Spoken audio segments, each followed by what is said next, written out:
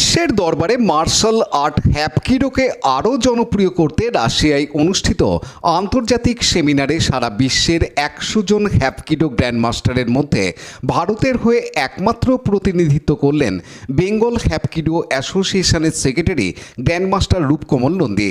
রাশিয়ার মস্কোর সোলেঞ্চোরেঙ্গস্ক জেলার গলিকোভোতে গত 2রা মে থেকে 4ঠা মে এই সেমিনার অনুষ্ঠিত হয়। হুগলি জেলার পান্ডুয়ার আরকে তাইকুন্ডু একাডেমির প্রশিক্ষক হয়ে রাশিয়ায় প্রতিনিধিত্ব করায় ছাত্রছাত্রী অভিভাবক সহ এলাকায় খুশির হাওয়া।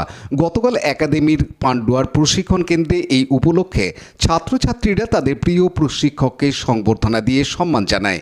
সংবর্ধনা অনুষ্ঠানে উপস্থিত ছিলেন একাডেমির উপদেষ্টা বিশিষ্ট সাংবাদিক নির্মল ঘোষ, বেঙ্গল হ্যাপকিডো অ্যাসোসিয়েশনের কোঅর্ডিনেটর কৌশিক নায়েক, কোষাধ্যক্ষ গদাধর প্রামাণিক, ভারতীয় সেনাবাহিনীর লেফটেন্যান্ট কর্নেল দীপালি রাওয়াত নন্দী সহ বহু ছাত্রছাত্রী ও অভিভাবকবৃন্দ।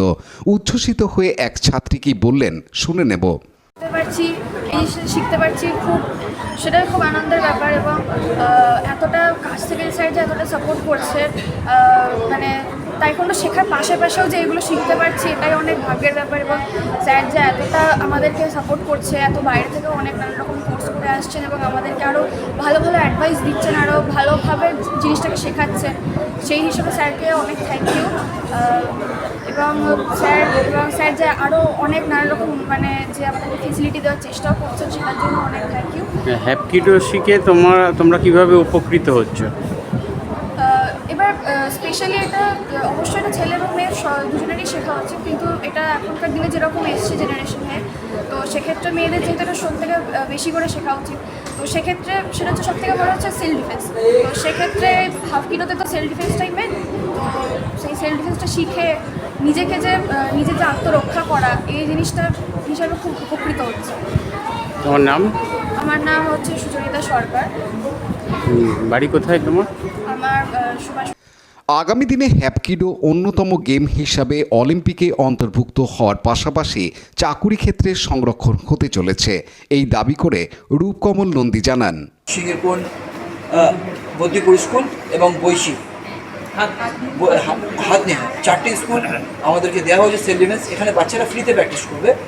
তাছাড়া বাচ্চাদেরকে সেলফ ডিফেন্সটা যেভাবে আমরা শেখাচ্ছি, দেখুন অনেক স্কুল আছে যারা ম্যানেজমেন্ট কমিটি সেটা খরচা বহন করে, অনেক স্কুল আছে মনে করুন যেগুলো প্রাইভেট ক্লাবগুলোয় গেলে সেখানে তাদেরকে অনেক বেশি টাকা দিয়ে শিখতে হয়, সেখানে মাত্র 10 টাকা 20 টাকা কি 50 টাকার বিনিময়ে আমাদের কোনো কোচ যাচ্ছে, হয়তো নিজের একটা খরচা আছে যেটা শেখাতে যায়, সেই স্কুলগুলোতে আমরা তাইকোন্ডো শেখাচ্ছি। এবং ভবিষ্যতে যদি কোনো স্কুল চায় কি আমাদের স্কুলের বাচ্চাকে শেখানোর জন্য, তারা যদি আমাদের বেঙ্গল হ্যাপকিডো অ্যাসোসিয়েশনের সাথে যোগাযোগ করে, আমরা সেইভাবে ব্যবস্থা নেব এবং আমরা দেখব যাতে সেই স্কুলে যত কম খরচায় হোক।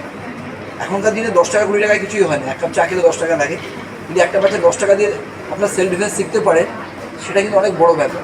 আমরা এইভাবেই চাইছি গেমটাকে আগে বার করতে এবং যে সমস্ত ইন্টারমিডিয়েট বাচ্চারা আসে তাদেরকে সুযোগটা তুলে দেওয়ার জন্য। কারণ আমি নিজে গ্রামের ছেলে, দেখুন আমি তো বলবো প্রত্যেকের শেখা উচিত, ছেলে এবং মেয়েদের, কিন্তু বিশেষ আমাদের যা সমাজ যেখানে গিয়ে দাঁড়িয়েছে সেই ক্ষেত্রে মেয়েদের তো অবশ্যই শেখা উচিত। মেয়ের সাথে মেয়ের মাকেও শেখা উচিত। কেন কি যখন একটা মেয়ে প্র্যাকটিস করবে তারা কিন্তু পার্টনার চাই। বছর 2-এর মধ্যে আপনি দেখবেন যে স্কুলে কোঠা হয়ে যাবে তাইকোন্ডো কোচের জন্য। ঠিক আছে, আমি 2022-এ ওয়েস্ট বেঙ্গল গভর্নমেন্ট একটা অর্গানাইজ করেছিল স্কুল মাস্টারদেরকে তাইকোন্ডো শেখানোর জন্য, যেটা হাওড়া অর্গানাইজ হয়েছিল। ওয়েস্ট বেঙ্গল গভর্নমেন্ট ওটা অর্গানাইজ করেছিল। সমস্ত স্টেটের যে সমস্ত শিক্ষকরা আছে, স্পোর্টস টিচার, তাদেরকে আমি তাইকোন্ডো শিখিয়েছিলাম। আব্দুল গফফরের report, Hooghly TV. Like, share, subscribe করুন হুগলি টিভি। খবর এখন বুক পকেট।